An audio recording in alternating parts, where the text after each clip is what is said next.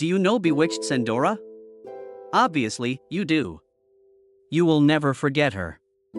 She embodied the ideal blend of refinement and mischief with her vibrant, free-flowing attire, dramatic eye makeup, and sharp tongue. Something exciting or hectic was sure to happen the moment she stepped onto the screen. Her sharp jabs, particularly those directed at her mortal son-in-law Darren, were both cunning and incisive. No one else could do a better job of transforming Darren into Durwood or Dumb than you. Endora was more than a fictional figure, she became a symbol.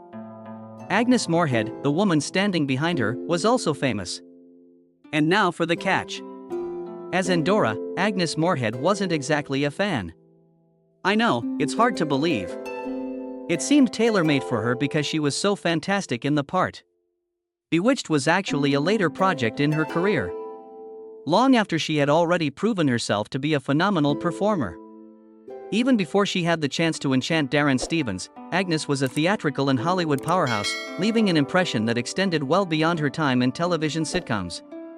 Bewitched is an inevitable topic while discussing Agnes.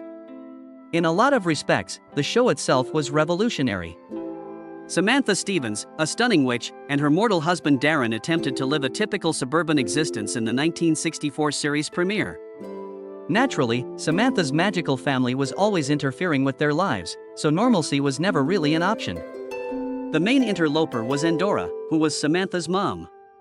Darren wasn't the only one she disapproved of.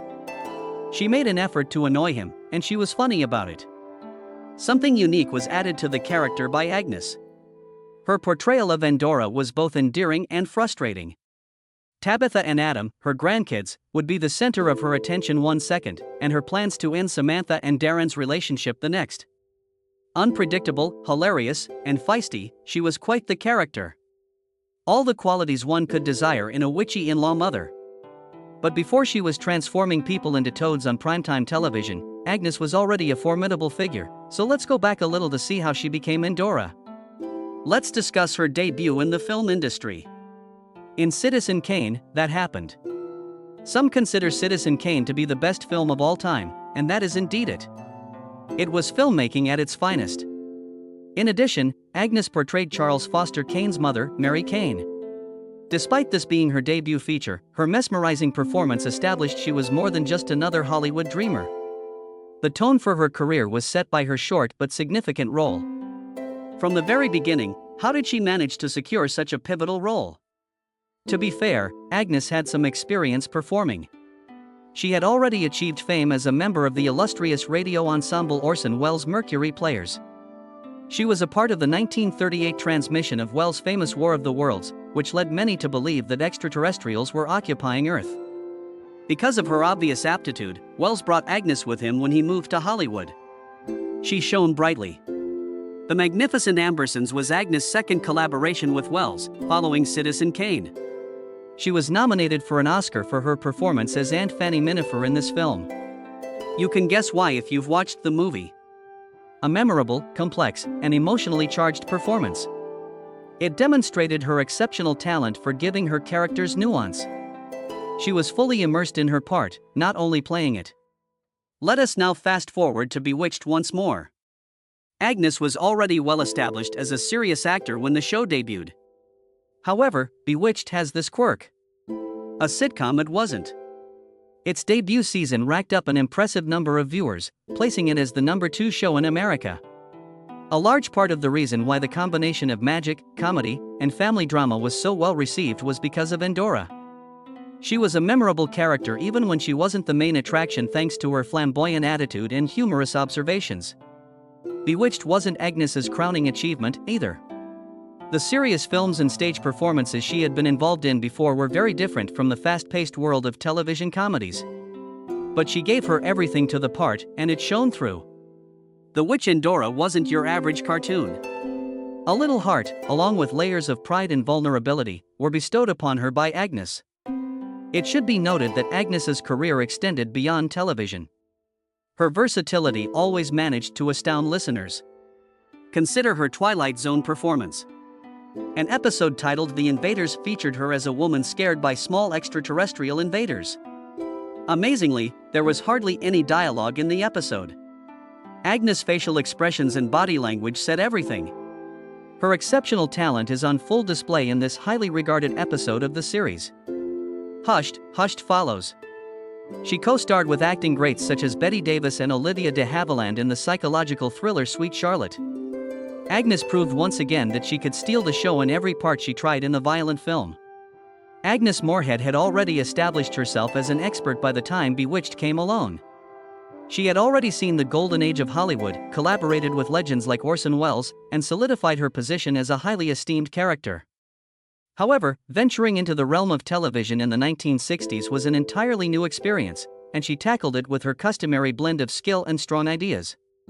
She was unconcerned when she took on the part of Endora in 1964. She came clean about her complete surprise at the show's success later on. Who could blame her? Actresses with her degree of experience weren't exactly commonplace on television back then. Nonetheless, there were some liberties that came with playing the part of Samantha's supernatural, mortal-loathing mother. In order to give herself plenty of time to work on other projects, she managed to get herself to agree to only appear in 8 out of every 12 episodes. That way, she could find a happy medium between her obligations to the show and her desire to do meaningful work. Good choice, wasn't it? Things became complex at this point, though. Bewitched went viral, becoming an international phenomenon. The show entered the top 10 most watched programs in America from its debut season. A whole new level of celebrity descended upon Agnes out of nowhere. This was a sudden change for a woman whose career had been nothing short of spectacular. The grown-ups loved Endora's incisive sense of humor, and the kids loved her outrageous attitude. Agnes was the showstopper in every scene because she added such personality to the role. She had you spellbound every time she enchanted Darren or swooped in with a spectacular one-liner. Truthfully, though, Agnes wasn't overjoyed. She had previously called the show's scripts hack in an interview she gave to TV Guide in 1965. Too harsh? Possibly yes. However, she was partially correct. Back then, sitcoms weren't exactly renowned for their innovative scripts. Plus, playing Endora likely seemed like a bit of a constraint for Agnes, who had spent years receiving rave reviews for her performances. The part wasn't particularly difficult, but she enjoyed it nonetheless. She was quite forthright about that during her interviews. Regardless, Agnes embodied the role to perfection, and the character struck a chord with viewers. It is quite remarkable that she was nominated for 6 Emmys for her performance on the show. However, she was always eager to point out that her career encompassed much more than just Bewitched. "My acting career has taken me coast to coast," she told the New York Daily News in 1965. "Before Bewitched, I was already a well-known figure. I would prefer not to be known as the witch." The frustration is palpable, but reasonable. After Agnes had established herself as a serious actress for a long time, now all anyone wanted to speak about was her Endora roles. She had conflicting emotions about the job overall, but there was one aspect she liked doing. Agnes had nothing but praise for Elizabeth Montgomery, who played Samantha, with whom she worked, describing her as friendly and professional. Fans adored seeing them on screen together because of their obvious chemistry. Agnes gushed over Montgomery, saying that she was a delight to be around. Agnes was well liked by most on set, but there were a few exceptions. There was some ice between Dick Sargent and Dick York after Sargent took over as Darren in 1969. The transition was something that Agnes was not happy about, and she made it clear. Despite the fact that the change was essential, Agnes was not happy about York leaving the program owing to persistent health problems. York was someone she liked and thought had great comedic timing. Reportedly, she treated Sargent with a perceptible coolness when he stepped into the job. Sargent came clean about the number of times she brought him to tears later on. No one took offense. Agnes was naturally resistant to change, particularly when it affected a dynamic that she believed was fruitful. She and Sargent eventually settled into a routine. However, she never felt as comfortable with him as she did with York. In spite of this, Agnes never wavered in her dedication to the performance, which ran until 1972. By that point, she had slung insults and stolen scenes while dressed as Endora for 8 years. She gave the part an aura of professionalism and style that made it remember, regardless of whether it was her favorite part or not. The impression she made on younger audiences should also not be overlooked. A mother-in-law who meddled was hardly her only role. She embodied enchantment. Kids loved Samantha because of her outrageous fashion choices and vibrant personality. Many of them secretly wished they could be as powerful as her whenever they wanted to. In 1965, Agnes co-starred with Bonanza's Dan Blocker in a Chevrolet commercial, one of her many side jobs while filming Bewitched. The place has a playful and carefree vibe, demonstrating the range of her performing abilities. She frequently voiced her displeasure with the lack of discipline and rapid pacing on television and interviews, but it never diminished her talent. Her degree of commitment was consistent across all of her roles, whether they were serious or comedic, such as in a car commercial. Agnes had strong views regarding the entertainment sector, which brings us to the topic of interviews. A certain air of mystery, in her opinion, should be maintained by performers. She denied believing in the behind-the-scenes images in interviews when questioned about them. According to her, it dispels the delusion. Acting, in Agnes's view, was all about transporting the audience to another realm, and removing the curtain would do just that. Though it aligns with her broader ideology, it is an old-fashioned approach. She was very serious about her work and wanted everyone to be as so. The brilliance of Agnes Moorehead was immense. Nevertheless, the difficulties of her twilight years were unavoidable, despite her extraordinary career. She kept working with the same grit that had defined her life even as her health started to deteriorate in the 1970s. She has roles in shows that had nothing to do with the magical realm of Bewitched. Actually, she seemed to be delving into a deeper, more sinister part of herself in her later roles, which leaned significantly toward such stories. Night Gallery was one of her most memorable performances at the time. She played a dying woman whose ghost haunts her family in an episode titled Certain Shadows on the Wall. It was terrifying, intense, and proof that she could still rule the screen as her health declined. But this was nothing new for Agnes. After that, she appeared in a number of horror flicks, including What's the Matter with Helen?, accompanied by Debbie Reynolds and Shelley Winters. Dear Dead Delilah was her final feature picture, and although it wasn't exactly a high-profile production, it demonstrated that she was still game for risk-taking after all these years in the industry.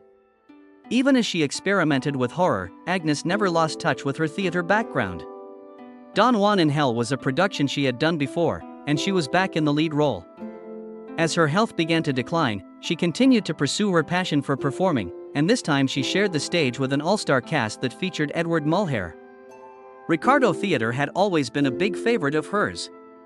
On the other hand, many are unaware of Agnes's other side.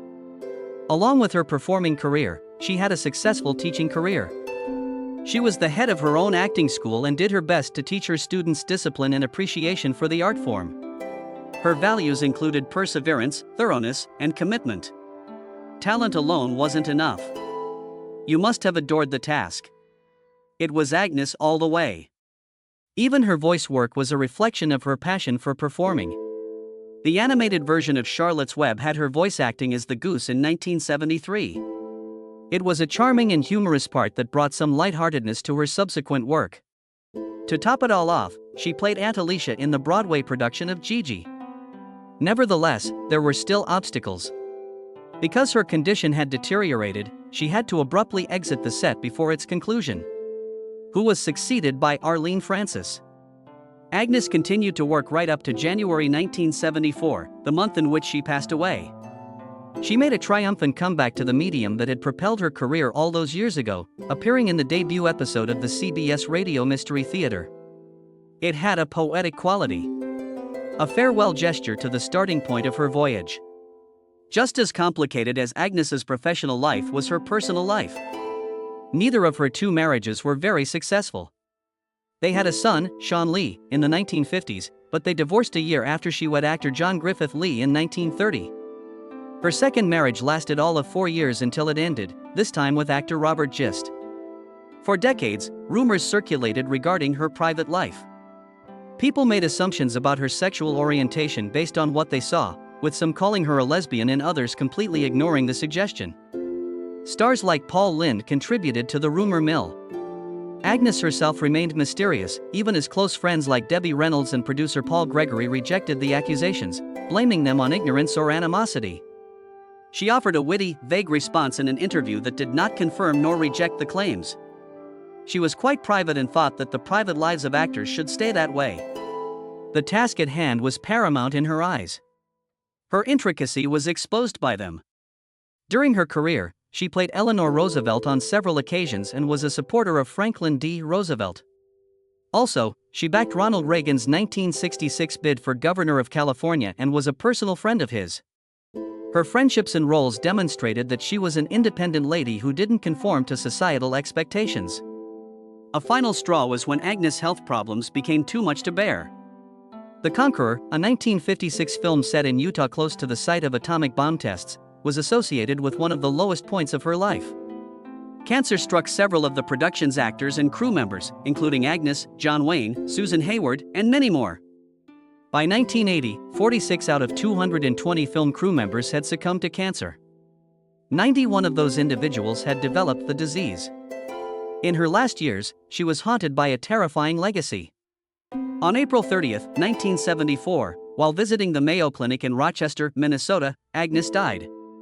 Uterine cancer took her life at the age of 73. Her passing signified the conclusion of an extraordinary lifetime, yet her impact lingered on. Not only did she have an indelible mark on the world of cinema and television, but she also inspired and motivated those fortunate enough to have crossed paths with her. She left a bequest in her will.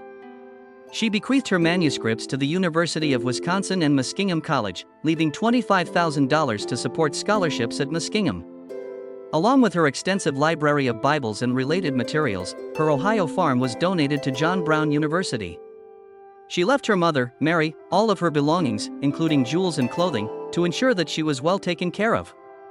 Her failure to provide for Sean Lee, her foster son, is noteworthy. Declaring in her will that she had no biological, adoptive, living, or dead children. A complex, talented, and resilient woman, Agnes Moorehead's story is an inspiring read. She gave it her all from her beginnings in Clinton, Massachusetts, all the way up to her last radio part. She may not have been a fan of every part she performed, but she certainly made an impression. A real artist would do it.